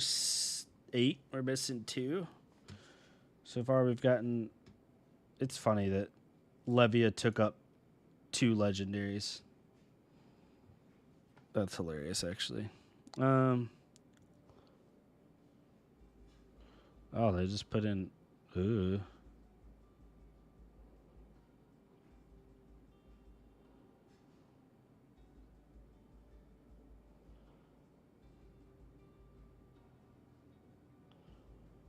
So we're missing what? A Shadow Brute legendary, I'm assuming.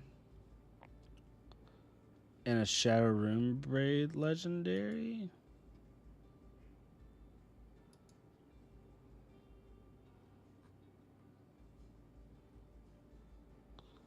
Most of the set's been revealed, though.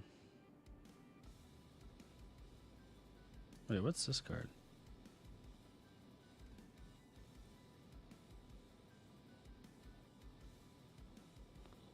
That's funny.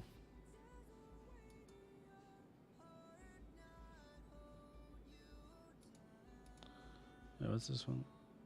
If a card with Herald and its name has been put into your hero soul turn, the first hero ability activate. Let's see what's activate. Oh shit. That's pretty good.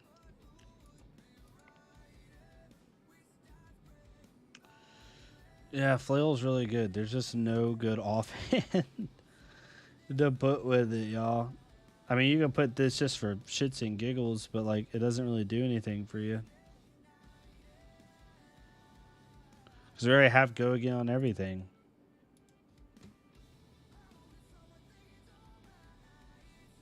And there's no more offhand stuff that makes sense.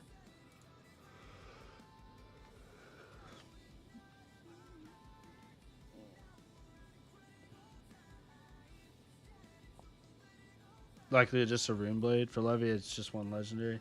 I guess that's right.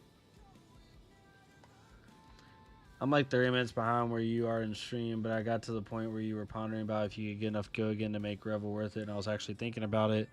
Turn started Spanish, a widespread annihilation, create a rune chain off insensibility, play a Mordred type, play a swarming, play Revel, play widespread off banish turn for free. Yeah, no, for sure. No, there's definitely ways you could make Revel work. Mordred's an interesting thought.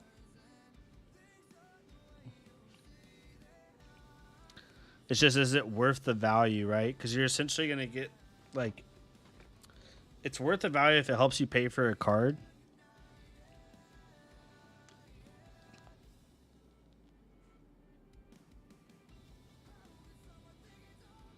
I just don't know what I would sub out for it.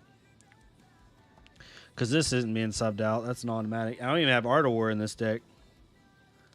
I wonder if Rattlebones is worth it at this point.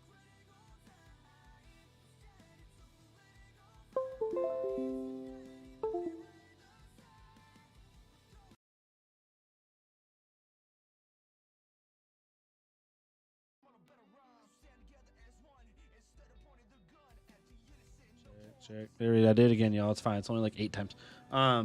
Hamish is going to kill me for saying this because I know he loves his Rattlebones. But this card's interesting because if you already banished a card from hand at the start of turn, do you really want to banish another card paying for this, right? Like, I don't know.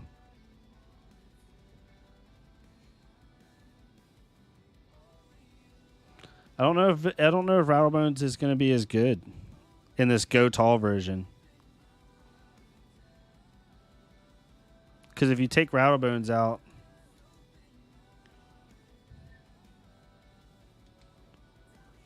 it doesn't sound like me. Probably because it kept changing. Does it sound bad, Tim? Or does it sound...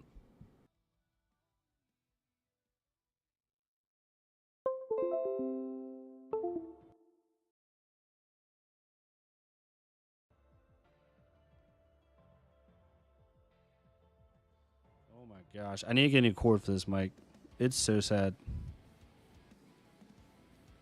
Does it sound bad, Tim? My mic just keeps... My cord that my mic's plugged into is super sensitive. Like, it's got a short in it.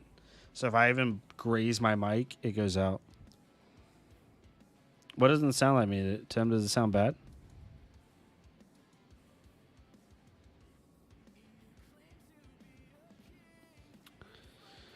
Yeah, the big decision points just sounds like you're cutting out. It sounds fine when it works. It's interesting. Maybe if I change this, Tim, this might help a little bit. If I change it to the far setting and then back it up a little bit, that might help a little bit.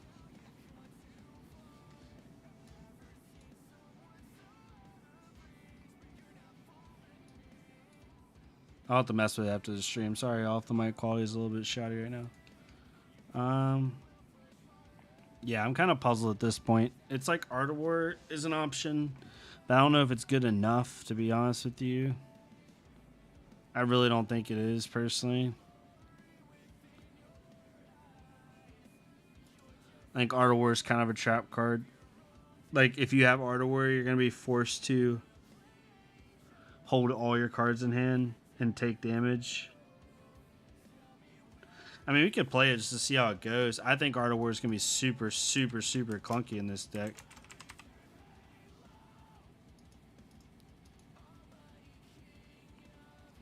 I highly doubt they have this in Talishar already, but we're going to try. Not like an official game, just single player.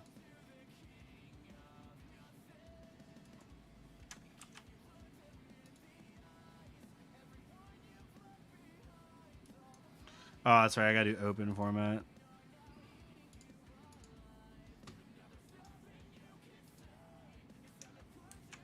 Are people playing Vincent at all anywhere? No.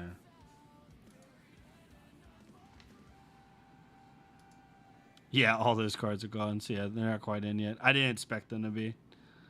That's funny. Figured I'd try. Yeah, Art can give go again. It's just like I said earlier, Tim, it's just you have to have a 4-card hand.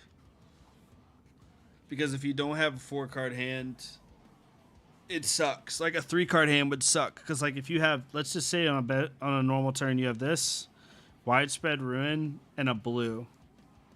You're going to banish Widespread Ruin at the start of your turn, creating a rune chant. It's still going to cost 2 to play. And then you could pitch to give it go again if you wanted to, but you really shouldn't, right? Art of War's a setup card. You're going to have to put it in Arsenal, and you're going to have to really, like, play for it. Which it could. You could do that.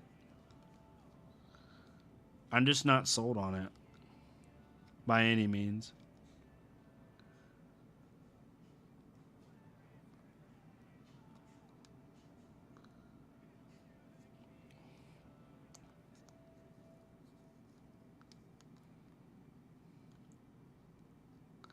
I think this is a good spot for now, though. I don't know what the heck I would do inside. Revel's the other decision point.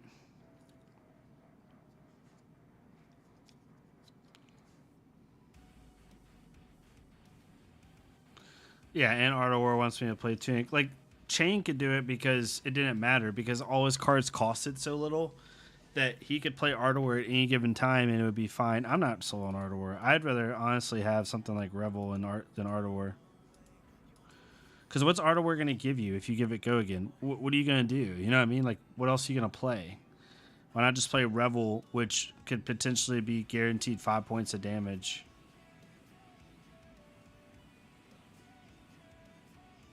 Is there any way to give stuff go again in this deck, though, is a problem. There is no way. It's just basically a creeper's target. I mean, you could do it off Swarming Gloomveil. That's about it.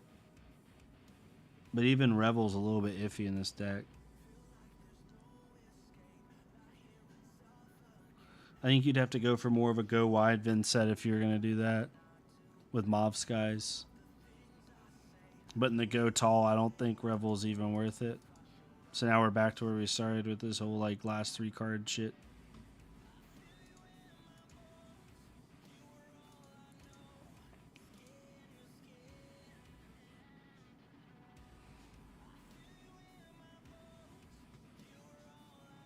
I mean, we could play Shadowverser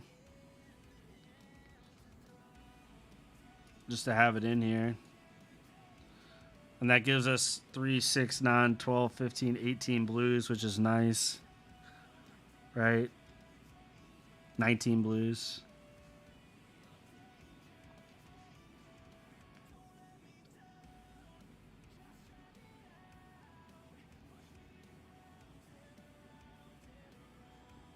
Could we? Is there ever a world where we could get the 6 rune chants? Banish card at the start, create a rune chant, play a shadow non-attack action like Howl from Beyond or something, Shadow Puppetry.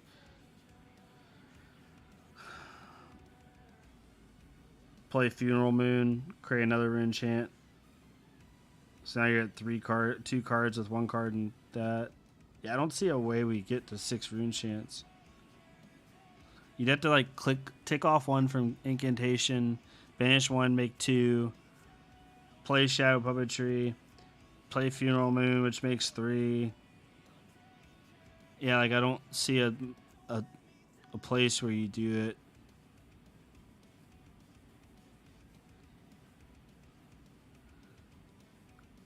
Like even this card is interesting. Maybe you don't even have that card in here either.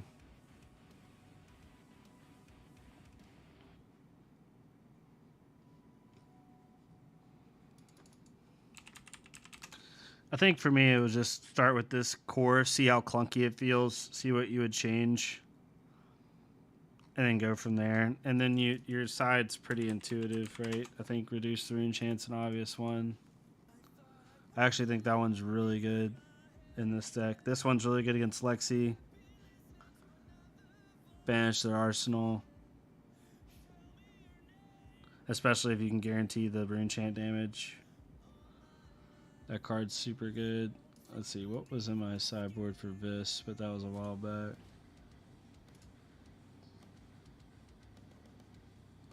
Sink Belows, Read the Runes, Command and Conquer obviously is a big one.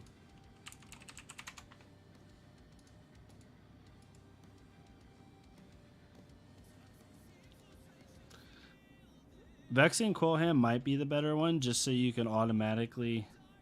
I mean, you could put that blue in there and then play for a Vexing Quillham turn. But I don't think anything's fatigue enough for you to care about that. We don't have any natural arcane barrier. Or, yeah, so we have to put that in. Which...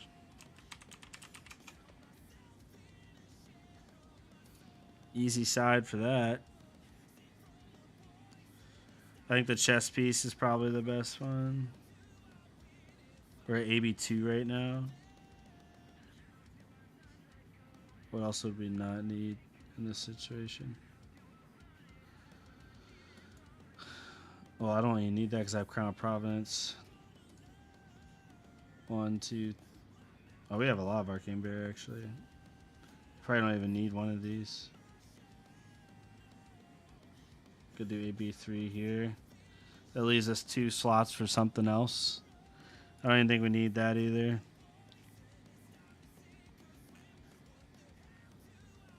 Yeah, so we still have 3 slots, which is pretty nice for something else. I don't know what it would be yet, but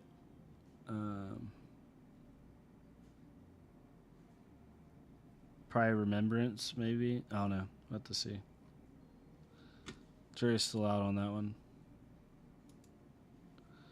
I don't know. I don't think that's a bad core, a bad start.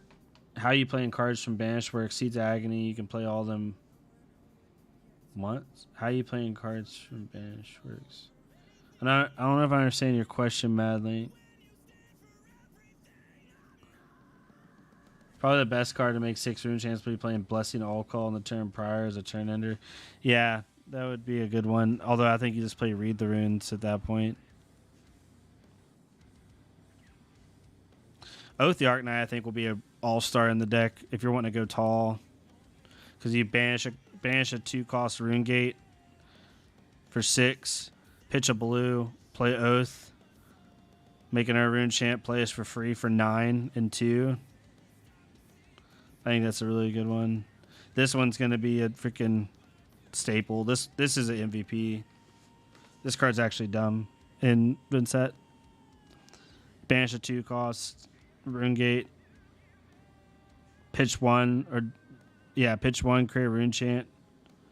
Gets +3. It's a 9 only for 1 cost, which is really nice. That one's really good. And then finally this one's really good.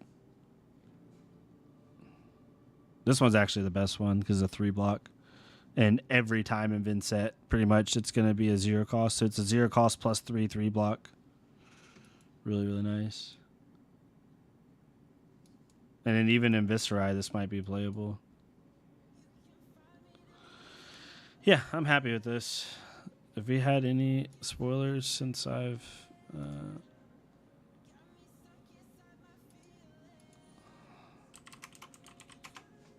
let's see. Nothing else, just the shading.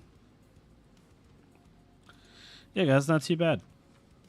I'm excited to try this out and just play it. Whether it's good or bad, just getting kind of a general gist of how it's going to work.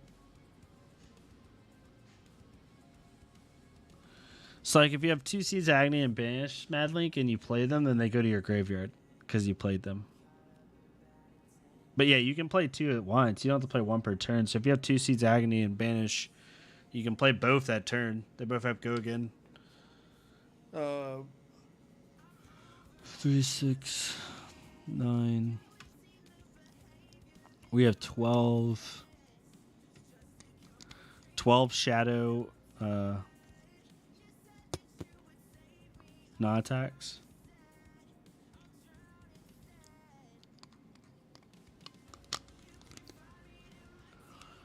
Yeah, I think this is my original one. I don't know what my last 3 would be. I have no clue. I'm trying to think of anything that may be worth it.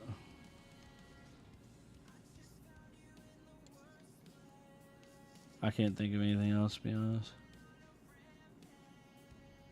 Maybe Sink Below, or more poppers. Is there any more poppers that would be worth it with? So I have a feeling we're about to be in a lot of Prism and Jeremiah's. We have so many poppers, though. We have 3. What? Freaking 6, 9. We only have 9 poppers, actually. Then Command and Conquer makes 12. This makes 15. 15 poppers. That's pretty good.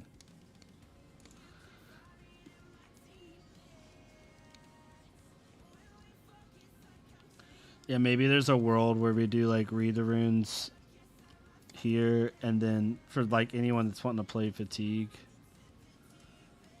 and then we do the one of, like that, just to fill it out. Yeah, they go to the Graveyard of Chambers awesome, I think. Yeah, I think this is the first iteration. We just see how it plays for fun. Once they update everything in February, we'll play some open games on stream, have some fun with it. I don't know how good or bad she will be yet. I really don't. I know she can push damage. She can go tall as heck. It's just like, it's kind of vanilla damage. Like, there's no on hits. She has a couple, like, small on hits, like, you know, creating a Rune Chant if they've lost life. Not really an on hit, but